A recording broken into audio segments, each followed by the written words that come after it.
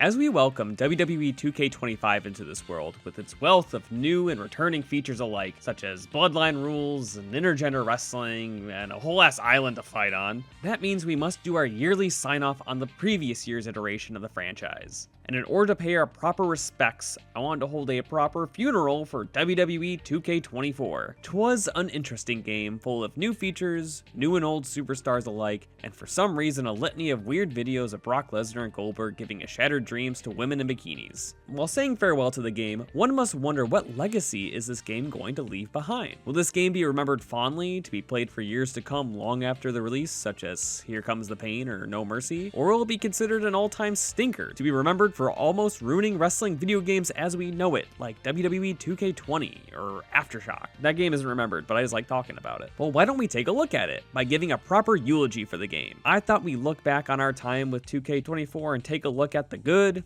the bad, and the ugly. This way we can get a fair gauge on all feedback given for the game to understand the type of lasting impressions this game will leave, not only in our collective memories, but also on the franchise as a whole. So let's just go ahead and jump right into it. Just before jumping into it though, I just want to say, bear in mind, this isn't meant to be like an end-all be-all list. So if there's anything you think I missed out on, feel free to mention it in the comments. It would bring some really interesting discussions to the game. But anyways, now we can jump in. So I wanted to start out with some positivity. You know, that POP, power of positivity. Has the power!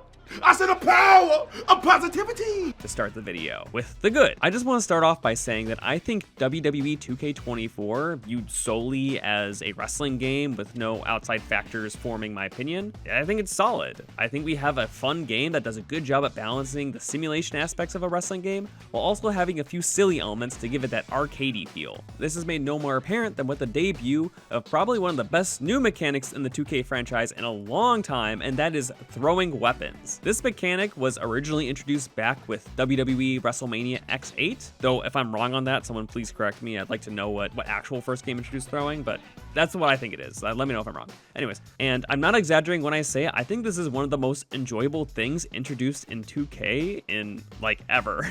And I'm not alone on this. If you look around for other videos, discussion forums, and reviews of the game, they all talk about how amazing this feature is. And I think this game did something really special by adding it back to the series. Next, another huge mode that was reintroduced was Special Referee, and I think this is another amazing reintroduction to the series. They did a great job at understanding the appeal of Special Referee is just to ruin the matches, so they really lean into that by giving you a multitude of ways to ruin matches for your friends. And I don't think I'm exaggerating when I say that this is probably the best Special Referee mode in wrestling games ever. I mean, at least until a new one comes out that expands on it, but right now this is the best. The last thing I will say that I think adds to the legacy of this game was the introduction of super finishers, which is another great, well thought out mechanic that adds to the grandeur of your matches. And small side note, I adore how it disables resiliency, giving you even more reason to use it in a match over a regular finisher. These three additions I would consider to be the most prominent additions to the series, that not only move the franchise in a great direction, but will also be features that people look back on this game fondly for being the game to introduce it. But now it's time to move on to the bad. And fortunately, there wasn't really that many bad things in this game, or at least things that were like exceptionally bad relegated to this specific game. However,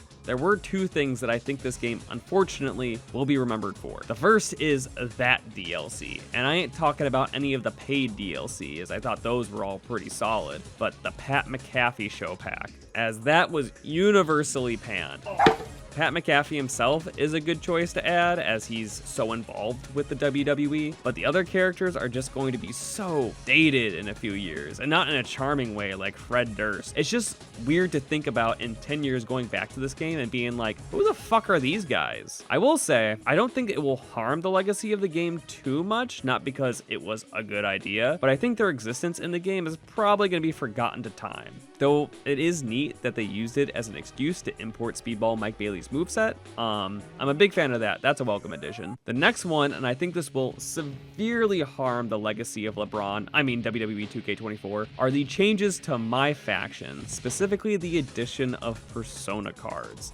and I ain't talking about Mara. These cards, upon unlocking them in My Faction mode, then unlock the same character to play in the regular exhibition mode, which on its own is not a bad idea. I don't think it's a great idea, but it's not a bad one. As a huge criticism of My Faction mode, originally, there wasn't a real reason to play and unlock these cards, as they had no bearing on the regular exhibition mode, which is the game mode that 99% of people buy WWE games for. On top of that, the Persona characters they introduced are some awesome additions. We have action figure versions of a lot of the wrestlers, we have Slim Jim Macho Man, we have the first version of Big Papa Pump Scott Steiner in 2K games. There's just so many awesome additions. But this is a double-edged sword, as there's no way to unlock them aside from playing and unlocking them in My Faction, which brings us to the major issue. The process to unlock them is incredibly unreasonable. To unlock them, you normally need to do this through some live event, which usually requires a specific card to face them, normally a card in the new pack released that month, which creates this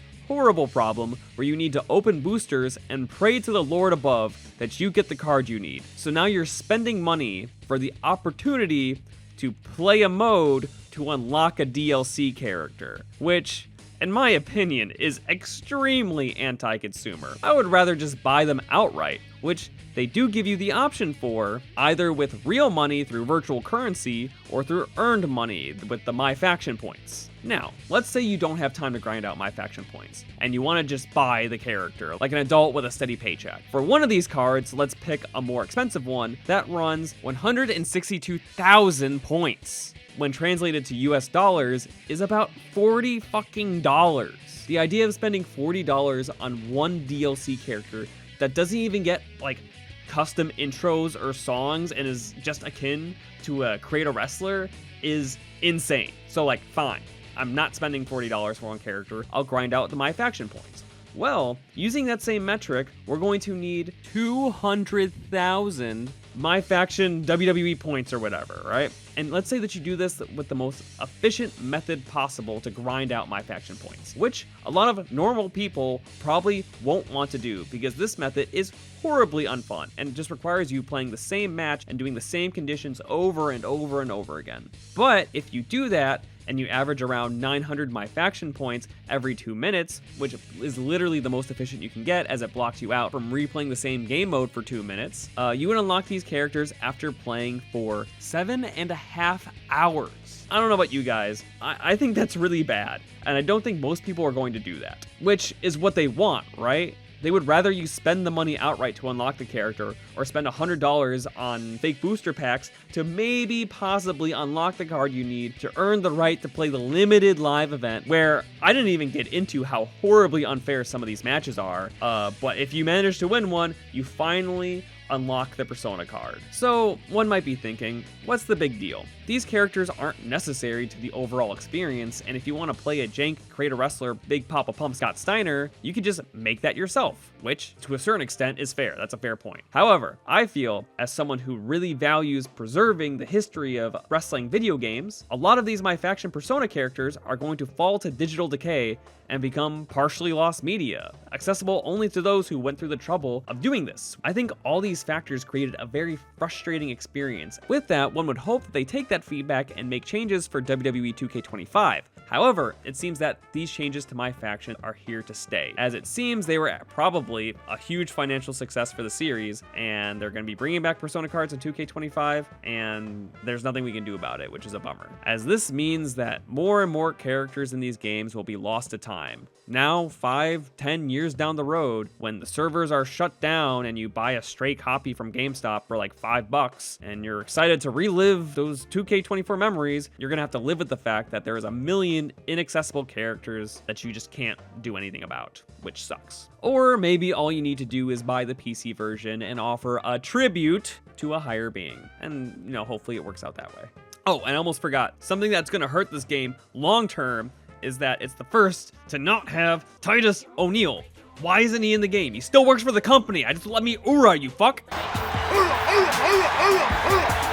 Time to move on to the ugly. The last thing that I would say is going to affect the legacy of 2K24 is that it's the first game to be released post the whole Vince McMahon lawsuit scandal. which now you see why I'm putting that part in the ugly category. With this game being released so close to the start of the lawsuit and the eventual ousting of Vince McMahon, they developed the project with having all those involved be a part of the game. And unfortunately, due to them being very prominent figures in the WWE, it's not as simple as just removing them as a playable character. This creates for some awkward parts of the game. The awkward moments that I'm thinking of are moments like in showcase mode, where they had to blur Vince McMahon's face from the game. To add to this, Brock Lesnar, who was also a part of the scandal, was a character you could play as in showcase mode, but he was not playable in any other game mode. So when you're faced with moments like this, years in the future, those unfamiliar with what happened are going to be like, oh, that's weird. Why can't I play as Brock Lesnar in Exhibition, but I can play him in Showcase?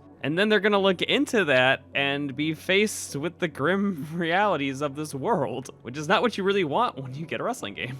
In summary, I believe this game, for most people, will be looked upon fondly by keeping the solid gameplay of the 2K series while also introducing some very fun additions to the series like throwing weapons, the special referee mode, and super finishers, thus sending the franchise in a positive direction in terms of gameplay.